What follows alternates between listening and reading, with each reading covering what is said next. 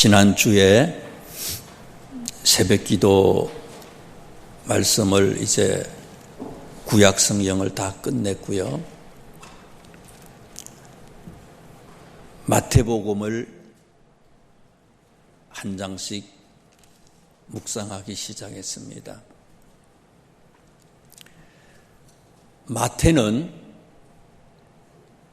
예수님의 12제자 중에 한 사람이지요.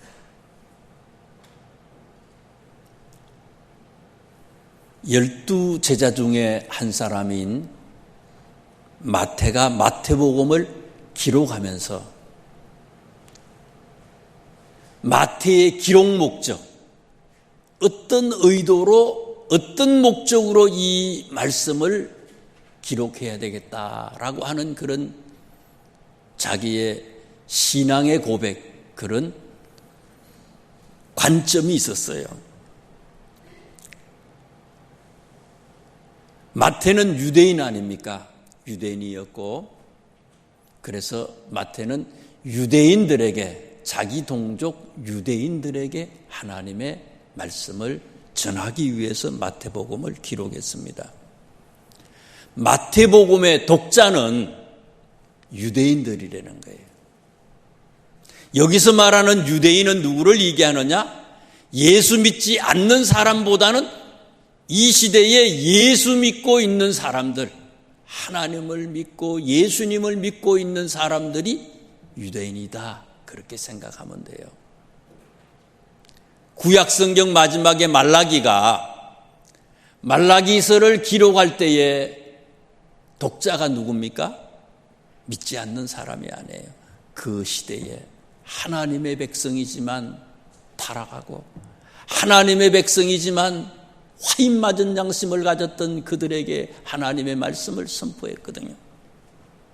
마찬가지로 마태는 유대인들에게 말씀을 증거하는 거예요. 오늘 예수님을 믿는 우리들에게 말씀을 전하고 있습니다. 1장을 한번 살펴보세요. 1장을 펼쳐보시면 아브라함부터 이제 예수님의 족보를 얘기합니다. 예수님의 탄생을 얘기하는데 아브라함부터 시작하는 예수님의 족보 얘기를 해요. 아브라함 이전에 많은 사람들이 있었지만 그 사람들을 생략하고 아브라함부터 시작하는 족보 얘기예요. 아브라함은 어떤 사람입니까? 우상의 도시 우르라고 하는 땅, 지금 이라크 땅에 살고 있던 사람입니다.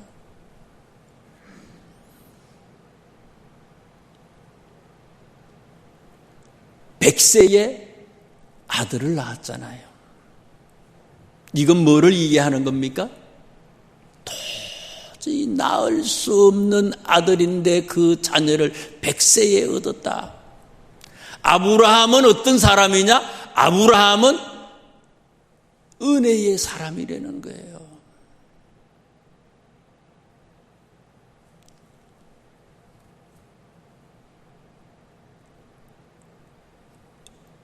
백세의 아들을 얻었어요.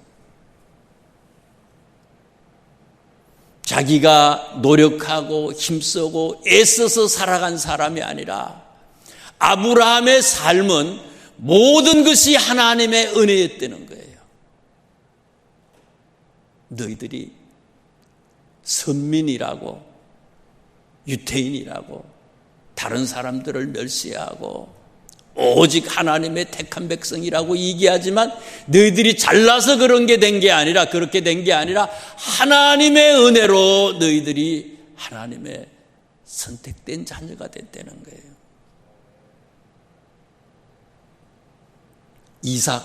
이삭은 은혜 그 자체지요. 도저히 이 세상 사람이 아니었을 텐데 하나님의 은혜로 태어났던 사람이에요. 1장의 말씀을 보면서 생각을 해보세요. 아브라함, 이삭, 다음에 또 누구가 소개됩니까? 2절에 보니까 1장 2절에 야곱을 낳았다. 예수님의 계보를 얘기하는데 아브라함을 얘기하고 이삭을 얘기해요. 그의 삶은 온통 은혜였고 이삭은 은혜 그 자체였고 야곱은 어떻습니까? 요즘에도 거의 그렇잖아요. 장자 우선 아닙니까? 거의 그래. 바뀌지 않아. 지금 세대는 모르지만 거의 장자 위주 아닙니까? 남자 위주 아니에요? 거의 가요. 요즘에는 많이 달라지지만은. 그런데 이삭에게 큰아들이 있고 작은 아들이 있잖아요. 에서 큰아들이 있고 야곱 둘째 아들이 있었어요.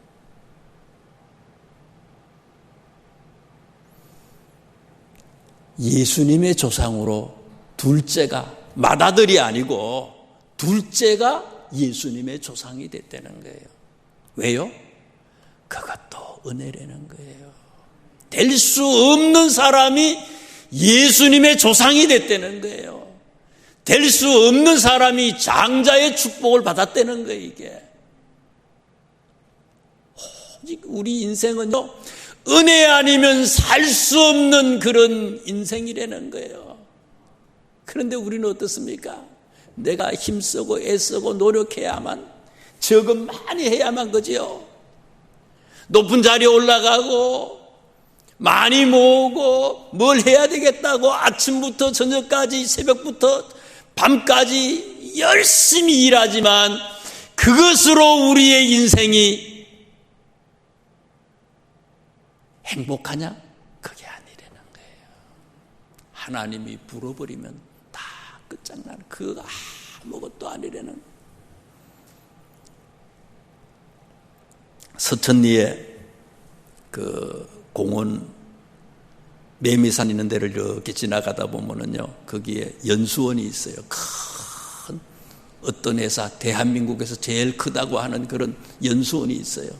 지나가면서 생각하는 게, 아이고, 세계 몇 대 부자고 대한민국 최고 부자라는데 회장님은 몇 년 동안 말도 못하고 계시다가 병원에 계시다가 돌아가시고 그 아드님은 영창을 가시고 그 어머니는 얼마나 힘들까? 돈으로 되는 게 아니에요. 유학 보낸다고 세계 외국에 유학 공부를 하고 오고 그걸로 되는 것도 아니에요. 1등 그것도 중요한 게 아니에요. 하나님의 은혜가 아니면 살 수 없는 인생이라는 거예요. 이게요. 그걸 지금 얘기하는 거예요. 마태는 예수님의 족보 얘기를 하면서 전부 은혜에 관한 얘기를 하는 거예요. 야곱 다음에 나오는 사람은 또 누굽니까? 야곱의 아들들이 많잖아요. 그죠? 은혜로 야곱이가 장자의 축복을 받았어요. 야곱의 아들들이 많아요. 르우벤, 시몬, 레위, 유다, 단, 납, 갓, 아, 이스, 요, 베냐민 12명이 있어요. 12명 중에서 예수님의 조상이 된 사람이 누구예요? 네 번째예요. 네 번째. 첫째도 르우벤이 아니야. 그 중에 요셉이라고 하는 사람 우리가 잘 알잖아요. 그죠? 흠도 없고 티도 없고. 참 요셉 존경해. 우리 친구 중에도 요셉과 같은 사람이 있어요. 목사님 아들인데 아주 어릴 때부터 좌로우로 흔들리지 않을까 그대로 올라가. 군대 가서도 고참이요. 후배들을 막 두드러 패면서요. 술을 갖다가 입에다, 술 안 먹는 사람 막 두드러 팬다는 거예요. 입을 벌리라 그래서 입을 벌렸대요. 먹으라 그랬대요. 벌리는데 자기는 그냥 안 먹었대. 초등학교 5학년 때부터 방언을 했어요. 가정 예배드리다가 은혜를 체험을 했어요. 그래서 막 술을 집어넣는데 옷을 다 버렸대. 그래도 자기가 그냥 입을 벌리고 있었대. 무진장 맞았대. 요셉 훌륭한 분이지요. 잘 우로 치우치지 않으니까 그대로 같은 사람이에요. 세상 보지 않고 그래도 그대로 같은 사람이에요. 그런 요셉이 있는데도 그럼에도 불구하고 누구가 예수님의 조상이 됐어요? 유다가 됐어요. 요셉이 예수님의 조상이 된 게 아니에요. 유다가 예수님의 조상이 됐어요. 여기 유다를 얘기하면서 유다의 추악한 그런 삶을 우리들한테 소개하잖아요. 유다는 어떤 사람이었어요? 흔히 얘기하기를 어떤 사람들은요, 요셉이가 팔려갈 때에 형들이 시기해서 요셉이를 갖다가 구더기 속에다가 던져넣었잖아요. 죽이려고. 르우벤의 제안으로 집어넣었어요. 그런데 르우벤이 없을 때에 유다가 뭐라고 얘기합니까? 야, 동생 죽이는 것보다 저거 그냥 파는 게 좋지 않겠느냐. 살리려고 유다가. 그런데 그 유다를 살리기 위해서 상인들에게 팔고 난 뒤에 바로 유다가 이 요셉이를 살리기 위해서 팔고 난 뒤에 바로 다음에 나오는 성경 창세기에 나오는 내용이 뭔가 하면요, 유다가 엄청난 범죄를 저지르는 이 얘기가 나와요. 바로 그 다음에 나와요. 그거 잘했다고 해가지고 뭐 굉장한 게 아니에요. 더 추잡한 얘기가 나오는 거예요. 그게 오늘 뒤에 나오는 누구 얘기예요? 3절에 보면, 1장 3절에 보면 유다는 다말에게서 베레스와 세라를 낳았다.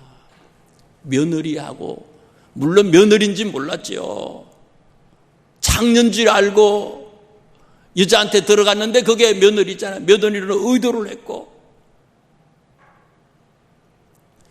이런 추악한 사람인데 이런 유다가 어떻게 됐다고요? 이런 유다가 요셉도 있고 다른 자손들도 있는데, 베냐민도 있고 다른 형제들이 있는데도 이런 유다가 어떻게 됐다고요? 이런 유다가 예수님의 조상이 됐다는 거예요. 뭐 때문에요?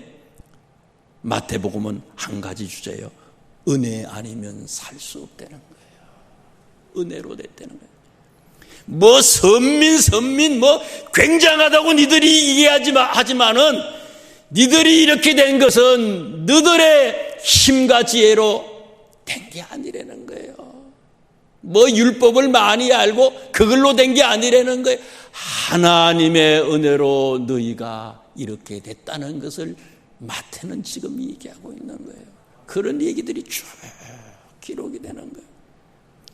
그런 가운데 라합이라고 하는 사람 또 나오잖아요. 이방인이었지만 너희들의 조상이지 않았느냐. 룻도 마찬가지고요. 다윗, 니들이 다윗 하지만 다윗 왕 얘기하지만 다윗 왕은 어떤 사람이라고요? 유다나 마찬가지라는 거예요. 사람을 죽이고, 그지요? 간음을 하고 우리아의 아내를 빼앗고, 하나님의 은혜가 아니면 살 수 없는 인생이라는 거예요. 착각하지 말라는 거예요. 착각하지 말라. 그 얘기를 지금 쭉 하는 겁니다. 그리고는 마지막에 예수님 오신 걸 얘기하잖아요. 은혜 중에 최고의 은혜는 뭡니까? 의인이 아니라 죄인된 우리를 위해서 하나님이 오셨다는 사실이에요. 하나님이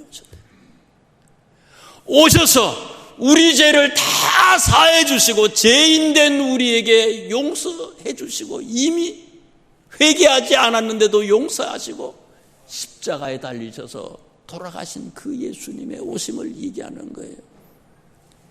은혜 아니면 살 수가 없습니다. 은혜로 사세요. 이 얘기를 1장에 하고 있고요. 그 다음에 2장을 한번 보세요.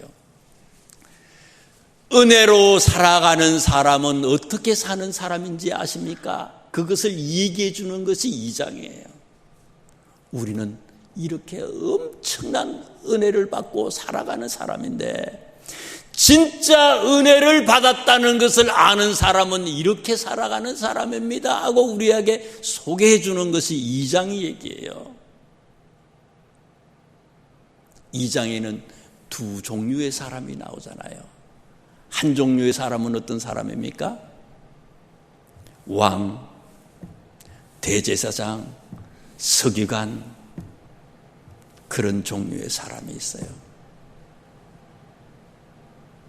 또 한 종류의 사람은 어떻습니까? 동방박사 그리고 예수님의 부모였어요. 왕, 제사장, 서기관 같은 사람들은 어떤 사람입니까?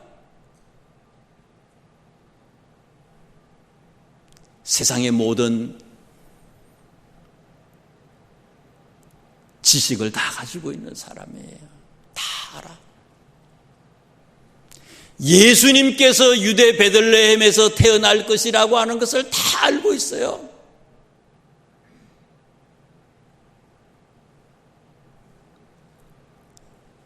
그렇지만 알지만 오신 예수님을 경배하지 않았던 사람들이에요. 많이 알아. 가분수야. 머리가 행하지 않아. 이 사람들은 오늘날의 왕, 제사장, 서기관들은 어떤 사람들이에요? 어떻게 보면요, 오래 믿었던 사람들이에요.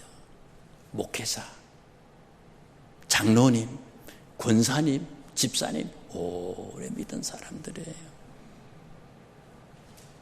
여기에 비해서 또 다른 종류의 사람이 나오잖아요. 동방박사, 이방인이에요. 니들이 멸시하는 이방인.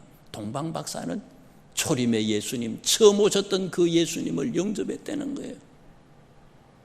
동방박사들, 이방인이에요. 초신자인지도 모르겠어요. 초신자야, 이분들은. 예수님의 부모 요셉과 마리아, 비천한 사람들이에요. 명성이라고 하는 건 없어요. 아무것도 가지지 못한 사람이에요. 말구유에서 아들을 놓을 정도니까 아무것도 없는 사람들이에요. 내세울 게 하나도 없는 사람들이에요. 그런데 이들에게 있어서 이들의 공통점은 뭡니까? 동방박사하고 예수님의 부모들의 공통적인 특징이 뭐예요? 동방박사들은 별을 보고 움직였어요. 별을 보고 움직였는데 여기 보니까 12절, 2장 12절에 있는 말씀을 보세요. 그들은 꿈에 헤롯에게로 돌아가지 말라 지시하심을 받아 다른 길로 고국에 돌아갔다. 꿈을 통해서 성령의 지시하심을 받은 사람이 누구였다고요? 동방박사였다 이거예요. 꿈을 통해서. 꿈을 통해서 성령의 인도함을 받고 자기들이 사는 삶의 여러 가지 모습을 보면서 순간순간 성령의 인도함을 따라서 살았던 사람이라는 거예요. 이 사람들은 누군데요? 이방인인데 초신자임에도 불구하고 이분들은 성령의 인도함을 따라서 살았다 이거예요. 그런데 오래 믿었던 사람들, 제사장, 서기관, 왕, 그들은 알지만 아는 건 많은데 성령의 인도함과는 거리가 멀었던 사람이었다는 거예요.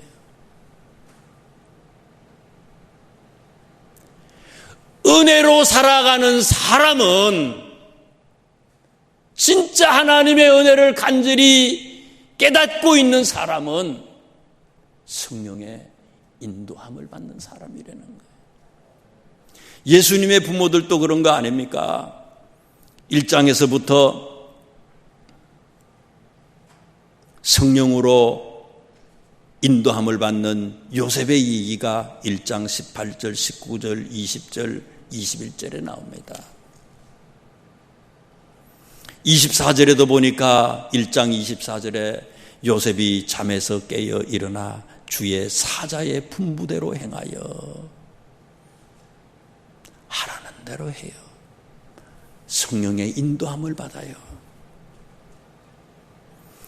그 다음에 요셉이 13절 말씀에도 보니까 2장 13절 말씀에도 보니까 이집트로 피신을 하잖아요.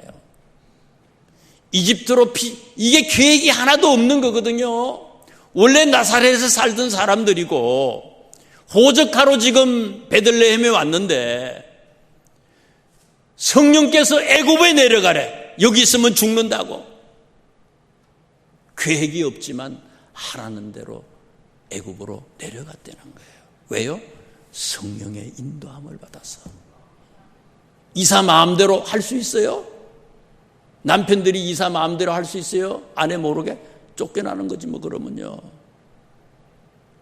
쫓겨나요. 그런데 계획이 없었지만 성령께서 얘기하시니까 내려갔다는 거예요. 그 뒤에도 있는 말씀을 보세요. 그 뒤에도 보면은요 19절에 있는 말씀 보세요. 2장 19절입니다. 오늘 본문입니다. 헤롯이 죽은 후에 주의 사자가 애굽에서 요셉에게 현몽하여 이르되, 21절입니다. 요셉이 일어나 아기와 그의 어머니를 데리고 이스라엘 땅으로 들어갔다. 22절 보세요. 그러나 아켈라오가 그의 아버지 헤롯을 이어 유대의 임금됨을 듣고 그 길로 가기를 무서워하더니 꿈에 지시하심을 받아 갈릴리 지방으로 떠나갔다. 이집트로 내려간 것도요 성령의 지시함을 받아서 내려갔는데, 이집트로 내려가고 난 다음에 얼마 있지 않아서 헤롯이 죽었습니다. 일주일 이내로 죽은 것 같아. 예수님 탄생하시고 난 다음에. 그랬더니 예수님의 부모들이 또 성령의 인도함을 받아서 이집트에서 어디로 올라왔다고요? 유대 땅을 통해서 갈릴리로 가는데, 마침 헤롯은 죽었지만 헤롯이 2살 아래의 사람들을, 사내 아이를 다 죽였다는 거 아닙니까? 유대 땅에 살고 있는 사람들을 예수님 죽이려고 무시무시하지요. 그런데 헤롯이 죽고 난 다음에 유대 땅을 3사람이 통치했어요. 그의 아들들이. 북쪽 갈릴리 지방은 빌립이라고 하는 아들이 통치를 하고요. 그 다음에 남쪽 갈릴리는요 안티바라고 하는 다른 아들이 통치를 하고, 이 유대 땅 예루살렘 부근의 이 유대 땅은 아켈라오라고 하는 그런 이 아들이, 헤롯의 아들이 통치를 했어요. 이 아켈라오라고 하는 아들은요 무시무시한 아들이었어요. 임금님이 되기 이전부터 아주 포악하고 잔인한 그런 사람이었어요. 아버지보다 더 무서운 사람. 나중에는요, 예수님 이후에 나중에는요, 이 로마가 너무 이 사람이 포악하니까 이 사람을 패해버리고요, 이 로마의 총독을 갖다가 예루살렘에다가 파견시킨 거예요. 이렇게 무시무시한 그런 아켈라오라고 하는 사람이 유대 땅에 있어서 이집트에서 다시 돌아올 수가 없어. 너무 무서워서. 그런데도 어떻게 했다고요? 성령께서 말씀하시니까 무섭지만, 죽을 것 같지만, 죽음의 길이지만 갔다 이거예요. 성령의 인도함을 따라서 갔다 이거예요. 은혜로 사는 사람들의 삶의 그런 모습이 이런 모습으로 살아가는 거라는 거예요. 너의 지혜로 아는 걸로 살지 말라는 거예요. 그러면서 3장에는요 마태복음의 서론이 딱 끝나요. 1장에는 은혜 아니면 살 수 없습니다. 2장은 성령의 인도함을 받는 사람들이 은혜로 살아가는 사람입니다. 3장은 뭐를 얘기하는가 하면요, 성령의 인도함을 받는 사람이 이렇게 사는 사람입니다 라고 하는 것을 구체적으로 다시 한번 더 우리들한테 소개해줘요. 그 사람이 누구라고요? 세례 요한이라는 거예요. 세례 요한. 말라기서에 보면요, 말라기서 구약성경 제일 마지막 장 4장 말라기 4절부터 6절까지가 말라기 마지막이거든요. 여기서 뭘 얘기합니까? 말라기는요 이스라엘 백성들에게 타락한 백성들에게 앞으로 하나님이 엘리야를 보내주신다고 얘기합니다.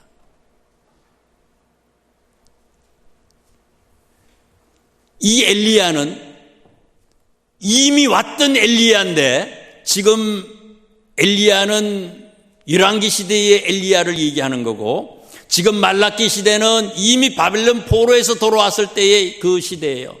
엘리야는 그 전의 사람인데 엘리야를 얘기해. 이 얘기는 엘리야와 같은 사람을 하나님이 앞으로 보내주신다는 거예요. 그 엘리야가 누구냐? 그것을 이구동성으로 사람들은 세례 요한이라고 얘기합니다. 세례 요한은 주의 인도함을 따라서 살았기 때문에, 또 세례 요한은 어떤 사람이에요? 오늘 본문 말씀을 자세히 그 뒤에 있는 말씀 3장에 있는 말씀을 보면 세례 요한이라고 하는 사람은 어떤 사람이냐? 3장 3절에 보니까 너희는 주의 길을 준비하라. 그가 오실 길을 곧게 하라. 세례 요한은 오실 주님을 예비했던 사람이에요. 주님의 길, 오실 주님의 그 모든 것을 미리 백성들에게 말씀으로 알려주는 그런 사람이었다는 거예요. 은혜로 살아가는 사람, 하나님의 영으로 인도함을 받는 사람은 어떤 사람이냐? 오실 주님, 재림의 주님을 예비하는 사람의 삶으로 살아가는 사람이라는 거예요. 그것을 세례 요한을 통해서 얘기하면서 여기 보세요.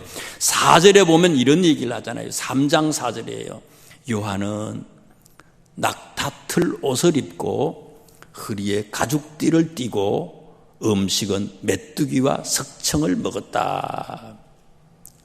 열왕기하 2장 8절 말씀에 보면요, 엘리야라고 하는 선지자가 어떤 사람이냐라고 하는 것을 소개하는데, 열왕기하 2장에요. 엘리야는 털옷을 입었다고 그랬어요. 털옷을 입고 가죽띠를 띄었던 사람이다. 여기서 세례 요한이 입었던 낙타털옷과 가죽띠라고 하는 것은 엘리야와 같은 사람이라는 거예요. 이때 당시에 거의 구약시대의 선지자들은 이런 모습의 옷을 입었다는 거예요. 털옷, 뭐 밍크 이런 게 아니고요. 그 양이나 낙타나 보면은 털 있잖아요. 그냥 이게 가공하지 않은, 그냥 막 잡아가지고 오래 이 가죽띠도 보면 굉장히 질긴 거 있죠. 안 떨어지는 거. 그냥 아무거나 옷을 입어가지고 오래 입을 수 있는 거 있잖아요. 이런 옷을 입었던 사람이라는 거예요. 검소한 사람이고, 옷 이런 거 신경 안 쓰고 검소한 사람이었고, 음식은 메뚜기, 석청. 제가 어릴 때만 해도 참 메뚜기가 단백질의 주 보충원이었던 것 같아요. 가서 그죠? 나가서 비료 같은 거 농약 치면서부터 다 없어졌는데, 옛날에는 그런 게 비료 뭐 농약이 어디 있어요? 들에 가면 전부 메뚜기 엄청나잖아요. 그거 볶아 먹으면 얼마나 맛있어요, 그죠? 떡개구리 잡아먹고 깨구리 뒷다리 잘라서 먹잖아요. 맛있어요. 소고기보다 더 맛있어요. 이 메뚜기와 석청이라는 건 뭔가, 석청은 들에서 나는 그런 꿀 아닙니까? 그냥 지천에 쌓아놓고 먹고 그런 사람이 아니라, 뭐 골라 먹고 있던 사람이 아니라, 지나가다가 아무거나 그냥 있으면 들에서 먹고 그냥 그렇게 했던 사람, 먹고 마시고 입는 거 그거에 대해서 신경 쓰지 않았던 사람이라는 거예요.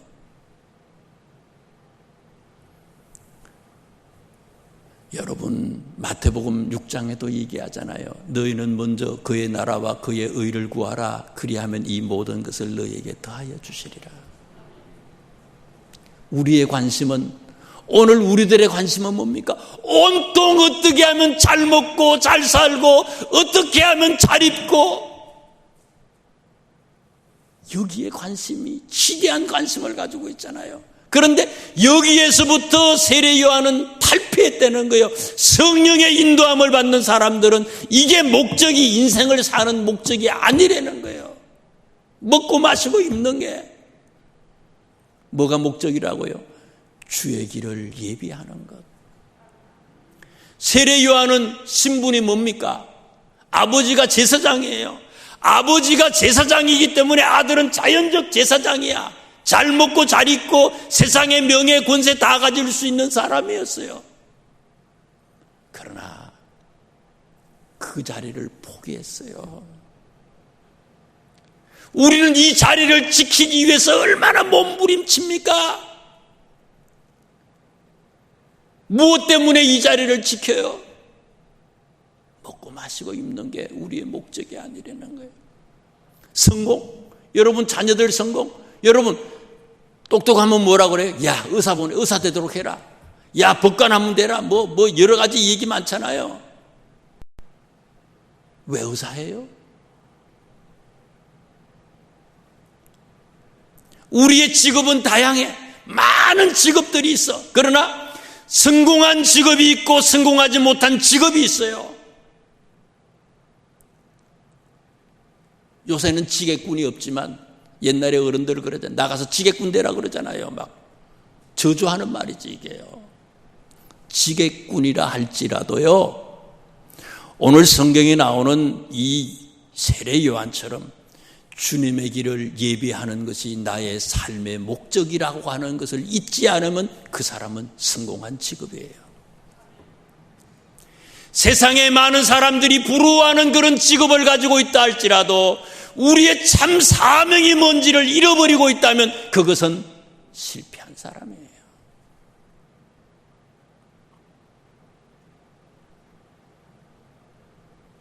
주의 인도하심을 받아서 사는 사람들, 성령의 인도하심을 받아서 사는 사람들, 다른 사람들에게 들려주시는 말씀이 아니라 오늘 우리들에게 들려주시는 말씀이에요. 우리의 목적이 있는데 이렇게 살아야 되는데 엉뚱하게 살아가고 있어요. 직무유기고 도둑질하는 거예요. 영창감이에요. 우리의 모습을 뒤돌아보고 어떻게 살아야 할지 다시 한번 결단하는 우리 모두가 되시기를 주님의 이름으로 축원합니다. 기도드리겠습니다. 하나님,